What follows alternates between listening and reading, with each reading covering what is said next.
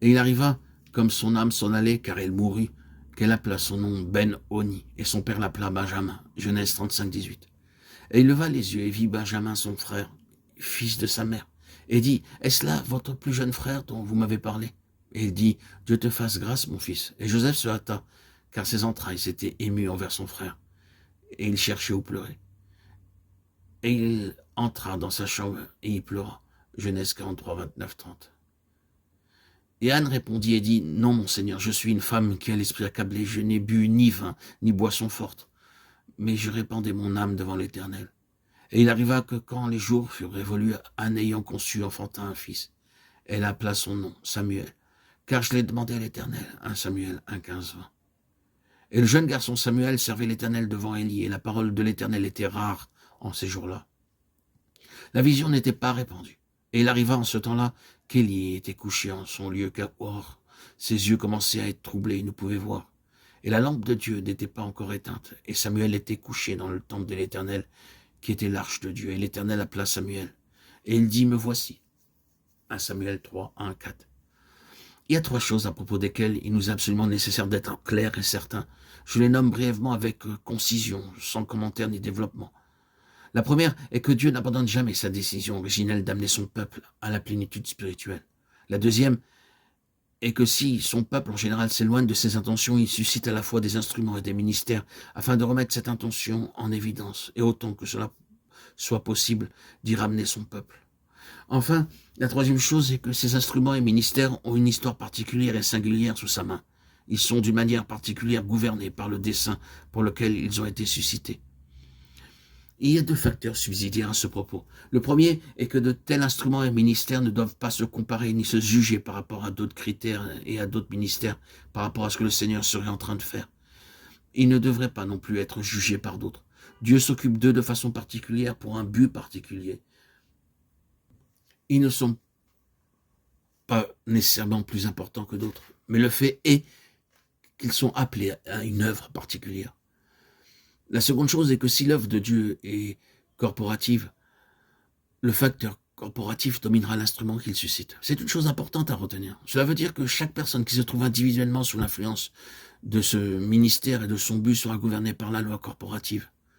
Chaque individu sera une partie de quelque chose de bien plus grand que lui, le membre d'un ensemble corporatif, et aura ainsi son expérience sous la main de Dieu de façon relationnelle. Ce ne sera pas quelque chose de personnel ni de privé.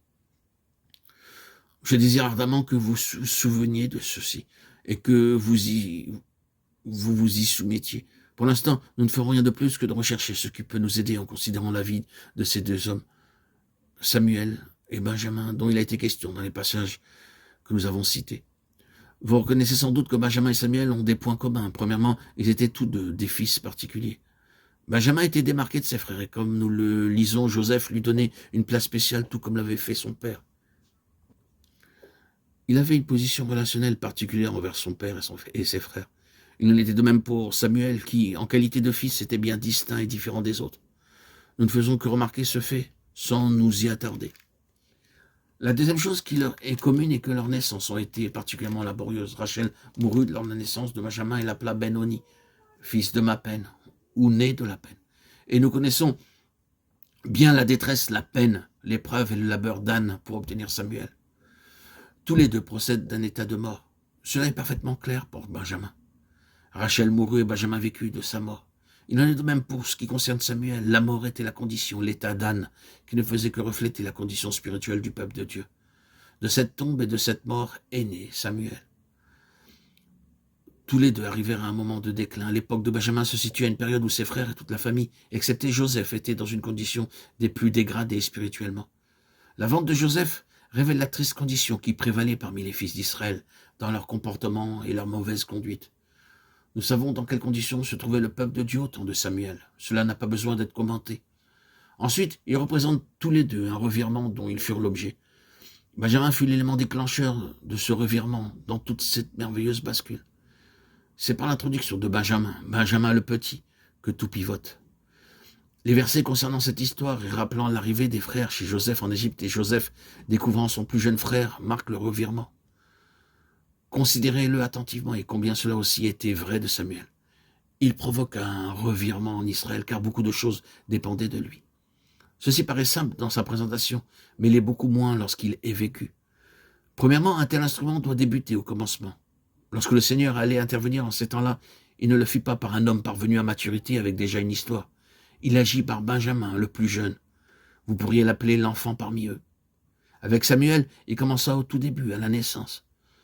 Dans cette présente dispensation, l'instrument qui mettra en lumière la pleine pensée de Dieu et qui la recouvrera aussi complètement que possible devra être ramené au-delà des traditions, au-delà de ce qui est de l'histoire, au-delà d'un grand nombre de choses qui ont été édifiées et qui sont devenues communes et acceptées.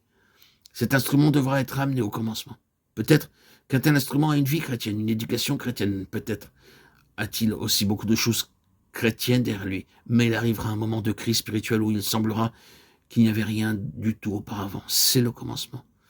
Nous recommençons tout à partir de maintenant. Il doit y avoir ce commencement net et précis qui n'est pas